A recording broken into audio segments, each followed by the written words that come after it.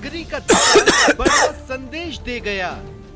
ये सरकारी कार्यक्रम नहीं है, पूरी तरह समाज की शक्ति, समाज की भक्ति, उसी ने मुझे प्रेरित किया और मैं आपके बीच पहुंच गया। गुर्जर युवाओं की भावनाओं को छू गया कि हमारे गुर्जर समाज की जो नई पीढ़ी है, जो युवा है, वो भगवान देव नारायण के संदेशों को, उनकी शिक्षाओं को और मजबूती से आगे बढ़ाएं। दर्शन, पूजन, हवन, आरती, प्रसाद,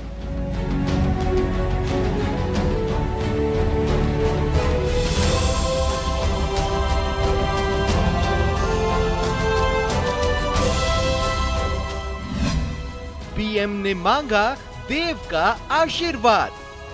भगवान देवनारायण जी का और उनके सभी भक्तों का आशीर्वाद प्राप्त करने का ये पुण्य प्राप्त हुआ है। 2023 के रण में गुर्जर किंग मेकर। किन गुर्जर भाईचारे के लिए आज वो आए। इन्हीं के टाइम में 73 जो गुर्जर थे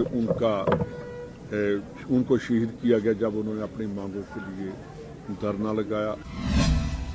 देव कृपा से सधेगा मिशन।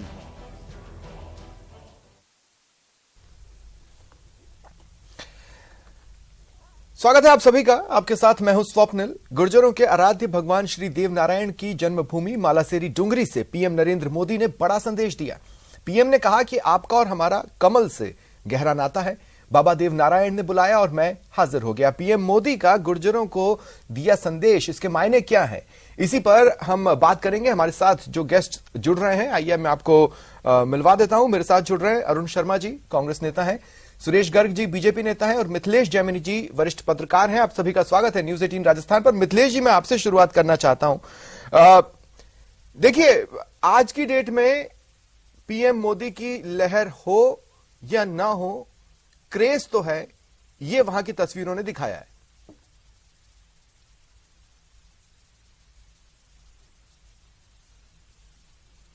मिथिलेश जी। जी देखिए स्वप्निल जी, ये तो आज प्रमाणित हो गया कि मोदी मैजिक कायम है और जिस तरीके से मोदी के वहां नारे लगे हैं, उसने ये साबित कर दिया है कि उनका क्रेज पूरी तरह कायम है। जिस तरीके से वो आर्किटेक्ट हैं, जिस तरीके से उन्होंने अपने भाषण की शुरुआत की और जो राजस्थानी वर्ड यूज किए और एक ही लाइन में सारा संदेश देके कि देवनारायण का अवतरण कमल के फूल पर हुआ और हमारा तुमसे पुराना गहरा नाता है, तो जो एक उम्मीद थी कांग्रेस को कि तू प्यार है किसी और का, तुझे चाहता कोई और है, वो आज नजारा देखने को मिला। जो pilot I love you pilot बोलते थे, वो आज गुर्जर समाज मोदी के नारे लगाता हुआ दिखाई दिया।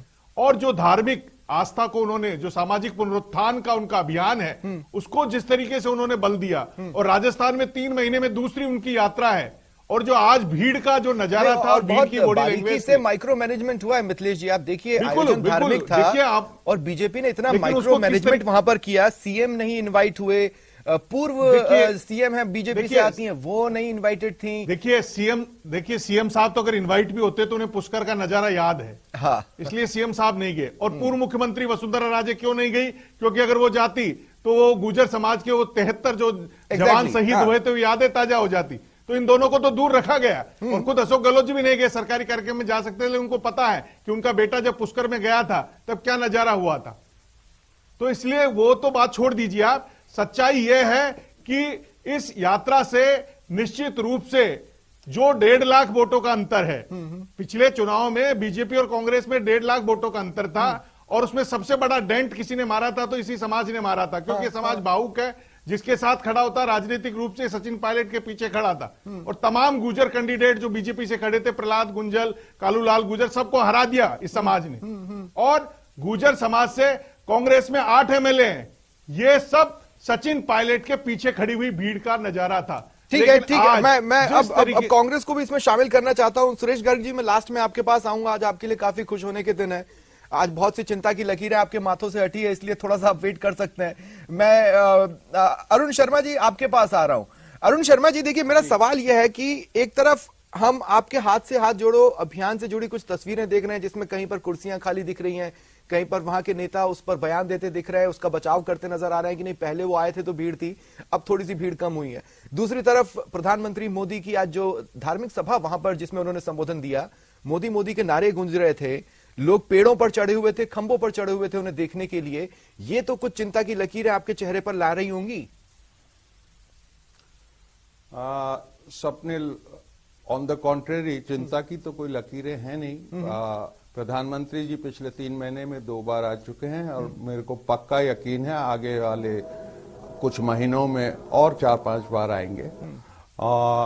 सवाल ये है कि आप इसको कितना भी धार्मिक यात्रा कह लें, पर प्रधानमंत्री ने बड़ा स्पष्ट कर दिया, वो बहुत स्पष्ट आदमी है कि कमल का और आपका और देव भगवान का पुराना रिश्ता है, वो पर ये तो रिश्ता उन्हें एस्टेब्लिश कर दिया।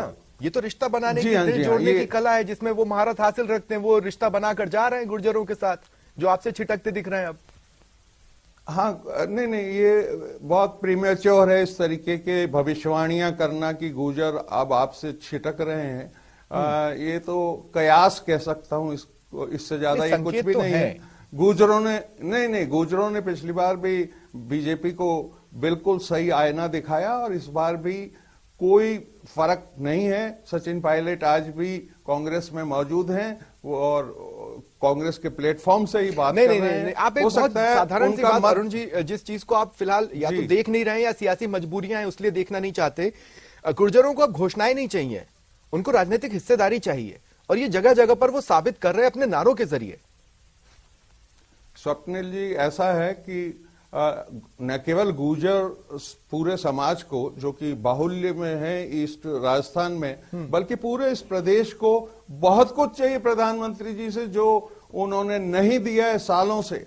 उन्होंने ईआरसीपी के मामले में कोई मदद नहीं की, खुद की घोषणा के बावजूद। उन्होंने आदिवासियों के जिस महोत्सव में वो लास्ट टाइम आए थे वहां उन्होंने कोई घोषणा नहीं की। सॉरी, मैं आपको काउंटर कर रहा हूं, लेकिन coming back to basic point, मैं आपसे ये कह रहा हूं कि ये तो उन्होंने दिया कुछ नहीं, इस रिएक्शन के लिए तो बीजेपी और पत्रकार सभी तैयार थे। इसीलिए मैंने पहले कहा कि उन्होंने रिश्ता जोड़ने की कोशिश की जिसमें वो सफल होते दिख रहे हैं। रही बात घोषणाओं की, तो कल शाम को जो जयंती के दिन पर अवकाश घोषित करने का आदेश जारी हुआ, वो आपका मास्टर स्ट्रोक था या फिर हताशा थी? नहीं, इसमें मास्टर स्ट्रोक जैसी बात नहीं थी। ये काफी अरसे से ये डिमांड चल रही थी और इसीलिए पीएम के आने के एक दिन पहले ये घोषणा की गई, वो भी देर शाम को। उससे क्या फर्क पड़ता है, छुट्टी हो गई, ठीक है। और सबने उसका स्वागत किया, पूरे समाज ने। मैं ये कह रहा हूं कि ये जो आप जिसको कला कह रहे हैं ना, लोगों को दिलो जीतने की कला, इसमें अभी काफी कलाकारी की 23 और 24 के इलेक्शन में इनको जरूरत पड़ेगी। इन द सेंस अब बहुत टाइम निकल चुका है। वादे, मैं आपको याद दिलाना चाहता हूं, 2022 पिछला साल था, वो साल था जिसमें हर गरीब के सर पे छत होनी थी, ठीक है। ये वो साल था जब किसान की आय दुगनी होनी थी। बहुत सारे सवाल हैं, जनता तैयार बैठी है। इस बार ये इतना आसान तमाशा नहीं है जो इवेंट मैनेजमेंट से या आप जो कह रहे हैं माइक्रो लेवल मैनेजमेंट और भीड़ का इंतजाम करने से ये समस्या हल होगी नहीं। ठीक है, ठीक है अरुण, देखेंगे। अब सुरेश गर्ग जी, मैं आपके पास आ रहा हूं। सुरेश गर्ग जी, देखिए बिना लाग लपेट के सीधे सीधे पूछ रहा हूं आपसे, जो चाहते थे वो हासिल हो गया? देखिए स्वप्निल जी, आज प्रधानमंत्री मोदी जी धार्मिक यात्रा पे आए थे, ठीक है। वो एक यात्री के हिसाब से आए थे। देव भगवान के दर्शन, देव नारायण भगवान जी का आज 1111वां जन्म दिवस था। उस जन्म दिवस पे देवनगरी मालेसर डूंगरी के अंदर वो आए थे और जनता के साथ में तैयारियों में तो आप लोग जुटे हुए थे। तो सर, तैयारी तो एक प्रधानमंत्री, देश का प्रधानमंत्री, विश्व का सबसे लोकप्रिय नेता अगर वहां आ रहा है तो तैयारी तो करनी पड़ती है साहब। वो तैयारी है, लेकिन वो सिर्फ धार्मिक यात्रा पे आए थे। उन्होंने खुद ने बोला है कि मैं सिर्फ धार्मिक यात्रा पे आया हूं। उन्होंने खुद ने बोला है कि देवनारायण भगवान का जन्म कमल पे हुआ है और हमारा तो पैदाइश ही कमल है। और दूसरा G20 की अध्यक्षता कमल पे हो रही है। देखिए आज पूरी सुरेश दुनिया गर्ग जी, को इस हम बात को कमल इस के देश ऊपर में G20 एक की ऐसा अध्यक्षता चेहरा कर रहे हैं। नहीं है जो नकार दे कि वो बहुत अच्छे ओरेटर हैं, बहुत अच्छे वक्ता हैं, बहुत अच्छा बोलते हैं और शब्दों के जरिए लोगों से रिश्ते गांठ लेते हैं। सवाल तो यही है कि क्या वो रिश्ते गांठ पाए, क्योंकि ये वो वर्ग है सर, जो पूरी तरह आपसे स्वप्निल छिटका। जी, अगर मैं गलत नहीं हूं तो 11 के आसपास आप लोगों ने खड़े किए थे, एक भी नहीं जीता। बिल्कुल बिल्कुल, निश्चित रूप से हम 2018 के अंदर हमारे जो लोग हैं वो जीत नहीं पाए थे, लेकिन 2023 में मैं बता दूं कि हमारे जितने भी कैंडिडेट होंगे, गुर्जर समाज हमारे साथ है और हमारे साथ पहले भी थे और अभी भी है और अभी आगे भी रहेंगे। ऐसा कुछ नहीं है कि गुर्जर समाज भारतीय जनता पार्टी से पीछे चला गया। गुर्जर समाज हमारे साथ रहा है हमेशा। नहीं, 2023 का आप परिणाम देख लीजिए और निश्चित रूप से हमारे जितने भी गुर्जर भाई है और भी जो भी लोग हैं वो सब जीत के आएंगे। नहीं, लेकिन वो आपसे हताश होकर किसी एक चेहरे के पीछे खड़े हुए, उसका कोई तो कारण होगा ना।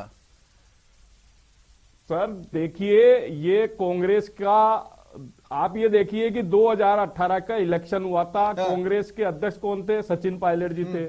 गुर्जरों ने ये सोच के कांग्रेस को वोट दिया था कि सचिन पायलट जी को मुख्यमंत्री बनाएंगे। तो आज गुर्जर के साथ धोखा किसने किया? कांग्रेस ने धोखा किया, भारतीय जनता पार्टी ने तो धोखा नहीं किया।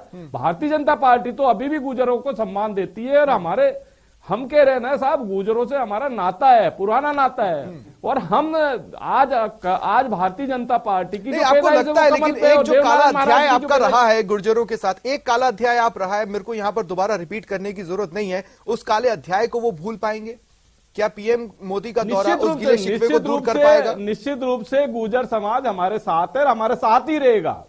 गुर्जर समाज हमारे साथ, आप देख लिए ना, आज 3 लाख से ज्यादा लोग आए हैं प्रधानमंत्री मोदी जी के साथ में। 3 लाख से ज्यादा लोग वहां आए हैं और सब मोदी मोदी के नारे लगा रहे हैं। तो ये साबित हो रहा है कि साहब मोदी जी देश के लोकप्रिय नेता हैं और गुर्जर समाज के भी वो लोकप्रिय नेता हैं।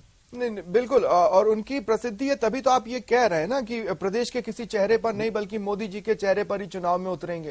सर आज हमारे पास में मोदी उसके बट ऑब्वियस रीजन है, हम लोग भी समझ सकते हैं। सुरेश गर्ग जी आप भी समझते हैं। मैं मिथिलेश जैमिनी जी एक बार फिर आपके पास आ रहा हूं। मिथिलेश जैमिनी जी, देखिए कोशिशें तो बहुत हुई मैनेजमेंट की, कांग्रेस की ओर से, अशोक चांदना, इसके अलावा अवाना, तमाम लोगों को अलग अलग जिम्मेदारियां दी गई, पर वो देखने में ऐसा लगा कि शायद उन जिम्मेदारियों पर उतना खरा उतर कर नहीं दिखा पाए, उस गैप को नहीं भर पाए जो सचिन पायलट भरते थे। ये साफ तौर पर कोई भी कह सकता है। मेरा सवाल आपसे यह है कि अवकाश का आदेश घोषित करना कल शाम होते होते तो कांग्रेस ने अपनी वही हिचक या झिझक को सामने नहीं रखा। देखिए स्वप्निल जी, ये कड़वी सच्चाई है कि सचिन पायलट की वजह से गुर्जर समाज को राजनीतिक रूप से काफी कुछ मिला है। शकुंतला रावत कैबिनेट मिनिस्टर बन गई, अशोक चांदना बन गए, अवाना को मंत्री का दर्जा मिल गया। सब सचिन पायलट की ताकत की वजह से, गुर्जर समाज की ताकत की वजह से मिला। और जहां तक ये अवकाश घोषणा की बात है तो ऐच्छिक अवकाश वसुंधरा राजे ने पहले घोषित कर रखा था, अब उसे राजकीय अवकाश का दर्जा मिल गया।